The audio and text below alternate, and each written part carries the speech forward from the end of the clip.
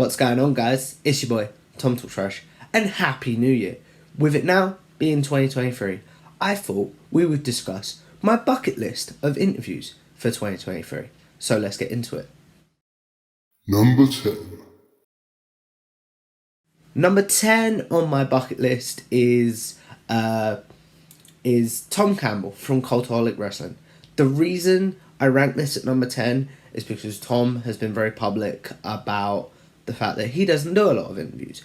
But if I ever did get the chance to talk to him, I'd love to discuss how he felt about becoming the fifth member of an established team and the challenges he felt like he faced from being not known in the wrestling media and stuff like that. How he adapted from being just a fan in wrestling to being a content creator and almost an analyst. And the biggest reason I'd love to discuss and talk with him is the fact that he's a very prolific interviewer. I would just love to see what I can learn from him and things like that. Number 9. Number 9 is Oli Davis from Wrestle Talk. I would love to talk to Oli because I would love to find out how he basically tell his wrestling story. And I would love to find out how his wrestling fandom has changed ever since working with Wrestle Talk, how he joined Wrestle Talk, why he seems to have stayed there for so long, and the challenges he faced. And also, one that we'll get into later is Luke Owen. I'd love to find out where his process came into, I need some help. I need to bring in Luke Owen. So yeah. Number 8. Number 8, speaking of Luke Owen, is Luke Owen. I would love, from Wrestle Talk, I would love to discuss with Luke how he felt about coming in and working with an established presenter, how he joined Wrestle Talk, how he got into wrestling. I'd basically love to tell his wrestling journey, as I do with most of my interviews, and as I'd love to do with all of these interviews. But the biggest thing I'd love to discuss with Luke Owen is how becoming a father has changed the way he either watches wrestling, how he consumes it, times that he consumes it, and how he balances fatherhood with his wrestling fandom, but also his work in the wrestling media. Number 7. Number 7 is Adam Blompier from Wrestle Talk and No Rose Barred and Parts Unknown. The reason I'd love to discuss with things I'd love to discuss with Adam are basically everything that's been covered in the past, like his departure and stuff. But the main thing I'd love to discuss is something he's talked about quite often, is how he now views wrestling as a job, and now how he maybe doesn't love wrestling as much as he used to, and how he sort of maybe looks at wrestling differently if he views it as a job. Of course, as a big board game guy, I would also love to discuss how he put No Rose Barred together, how he pitched it, and where he sees that channel going, and where, if he would ever move over to No Rose Barred full time. Number 6. Number 6 is Maffew from Botchamania. Again, it's obvious to some people maybe why I would love to talk to Maffew, but it's mainly because I'd love to discuss how he built Botchamania into the conglomerate that it is today, and how he maintains his wrestling fandom when maybe he has to look at a lot of the negative side of wrestling, and but then also I'd love to discuss how he joined Cultaholic, how he felt about being on camera for the first time as a face, and how his chemistry might be different with Ross and Jack as opposed to Tom, with Ross and Jack when he does the podcast, as opposed to Tom when he does the classic SmackDown review, and the challenges he also felt like he faced whilst adapting to being on camera.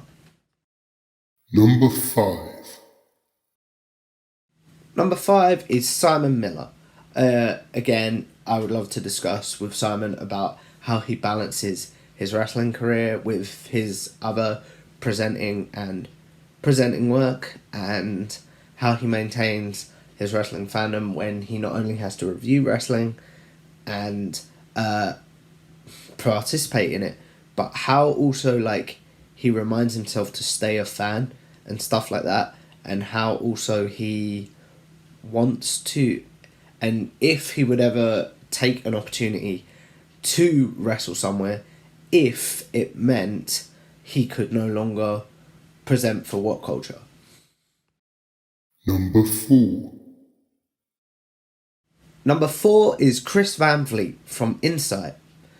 I would love to discuss with Chris, obviously being a fellow interviewer, how he gets guests, how he preps for guests, all that generic stuff. But I'd love to dig into the man, Chris Van Vilet, and how he how he maintains his wrestling fandom whilst interviewing wrestlers and stuff, how he maintains his professionalism and composure and stuff whilst maybe interviewing some of his heroes, how if his wrestling habits change when he's interviewing a wrestler. So say like, for example, he's got an interview with Bryan Danielson this week, will he watch a lot of Bryan Danielson matches and things like that really, and how he also balances working in the wrestling media but trying to also work in the film industry and sort of trying to balance those two interests.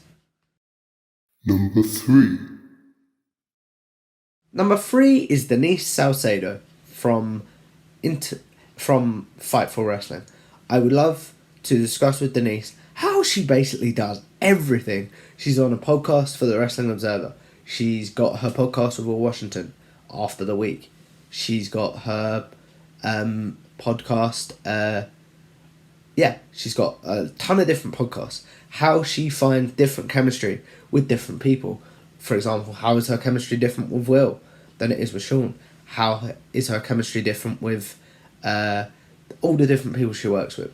How, when she does do interviews, does she prep and stuff like that? How, but most importantly, with with being married and stuff like that, how does she maintain her wrestling fandom with all the work she has to do within the industry?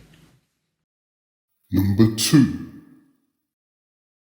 Number 2 is, and this one might be a bit obvious, is Sean Ross Sapp from Fightful. Once again, these seem like very similar answers, but I'd love to discuss with Sean how he maintains his fandom whilst working for Fightful. If scoops that he gets from wrestlers and stuff kill his fandom or enhance it. How he ultimately started working for Fightful and how he ultimately became such a big part of it. And a question I'd love to ask is like, does he feel like he surpassed Dave Meltzer and stuff like that? And does he view himself as the number 1 top dog in wrestling media? Number 1. Number 1 is Dave Meltzer from the Wrestling Observer. I think the most important thing I'd love to discuss with Dave is, again, I'd love to dig into the man Dave Meltzer. Like, what is his routines for writing the newsletter and stuff? How does he avoid burnout? Because he's been in the wrestling media for years and stuff like that. Was there ever a time he wanted to walk away? Did he ever walk away and then regret it? I'd just love to hear from the man, Dave Meltzer, and find out about the man behind someone that we've all looked up to in the wrestling media. Anyway, guys, those are my top 10 bucket list interviews for 2023. Thank you for all the support in 2022. If you guys like this video, make sure you like, share and subscribe to Tom Talk Trash. Follow me on Twitter at Tom Talk Trash. And I will see you in the next one. A goodbye.